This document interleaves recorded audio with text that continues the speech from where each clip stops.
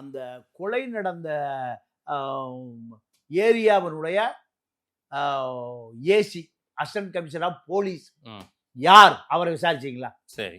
அந்த ஏரியாவினுடைய காவல்துறை ஆய்வாளர் இன்ஸ்பெக்டர் ஆஃப் போலீஸ் 2 பேர் விசாரிச்சீங்களா? இன்னைக்கு வரைக்கும் விசாரிக்கல. யார் அவங்க கேட்டா, நம்ம சசிகலா அவருடைய சகோதரர் திவாகரனுடைய சம்பந்தியான ஜெயச்சந்திரன். இவர் இன்னைக்கு வரைக்கும் அவர் விசாரிக்கப்படவில்லை. எதற்காக அந்த பகுதிக்கு அவர் அசிஸ்டன்ட் கமிஷனர் ஆஃப் போலீஸாக பணி நியமிக்கப்பட்டார்? அந்த காவல்துறை ஆய்வாளர் எதற்காக அந்த பகுதியில் பணி நியமிக்கப்பட்டார்? இதெல்லாமே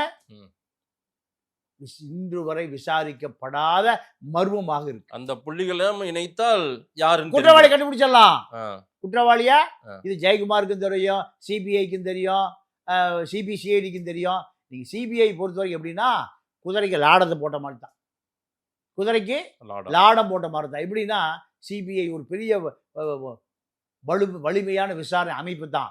அந்த அமைப்புக்கு இப்போ அந்த ராமஜெயம் கொலை விசாரிக்கிறதுக்கு ஆந்திராவிலிருந்து ஒரு அதிகாரி, கர்நாடகாவிலிருந்து ஒரு அதிகாரி, கேரளாவிலிருந்து ஒரு அதிகாரி, கீழ்மட்ட ஆட்கள் பூரா மகாராஷ்டிராவில் இருந்த என்ன விசாரிப்பாங்க? காவல்துறை எதை சார்ஜ் போடுதோ, குற்றப்பத்திரிகையை கொடுக்குதோ, எஃப்ஐஆரை கொடுக்குதோ, அந்த ரூட்லேயே போவாங்க. அப்போ காவல்துறை பல வழக்குகள் விடுதலை ஆவதற்கு காரணம் அதுக்குள்ள அரசியல் பூந்து.